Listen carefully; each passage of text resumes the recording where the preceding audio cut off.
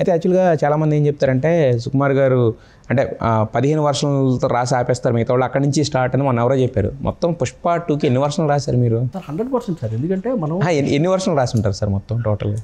అంటే ఇన్ని వర్షన్స్ అంటే ఒక సీన్‌కి వేరే వేరే ఉంటుంది కదా సార్. అదే okay.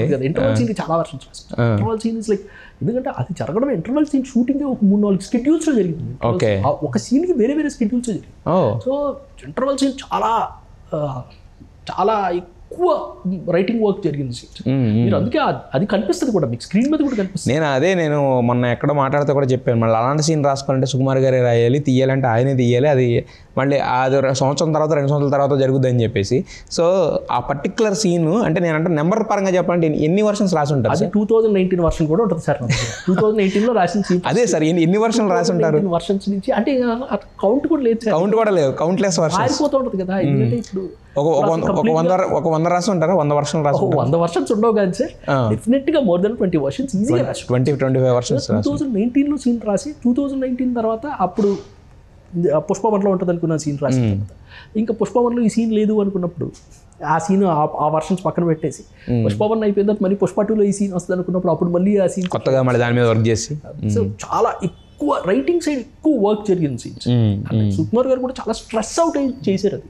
Okay. He was also very stressed out. ఎలా వస్తుంది ఎందుకంటే మీరు సీన్ చూడండి సార్, దాంట్లో హీరో ఉంటాడు, ఫహాద్, రావు రమేష్ గారు ఉంటారు, తర్వాత సునీల్ గారు, వంశీ గారు, మొత్తం క్యాష్ ఉంటుంది.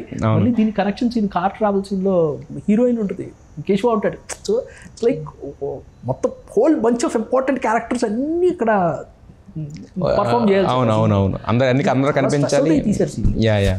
మీకు స్క్రీన్ మీద ఇది కనిపిస్తుంది కదా. నేను అదే అన్నట్టు మీతో ఫస్ట్ మాట్లాడినప్పుడు కూడా ఇంటర్వెల్ సీన్ గురించి మాట్లాడడం అనేది జరిగింది. యాక్చువల్లీ నాకు చాలా ఇదిగా అనిపించింది ఆ సీన్ మాత్రం. అయితే యాక్చువల్గా 2019 నుంచి ఉంది సార్ ఈ సీన్. ఓకే. ఫస్ట్ ఆ సీన్ కూడా మాతో పాటు ఒక 6 సంవత్సరాలు ట్రావెల్ చేసింది. ఆ ట్రావెల్ అందుకే అంత బాగా వచ్చింది అది యాక్చువల్గా.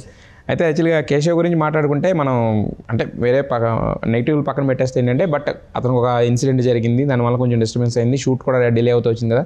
మరి అతని పార్ట్ ఏమన్నా తగ్గించుకుంటూ వచ్చారా లేదంటే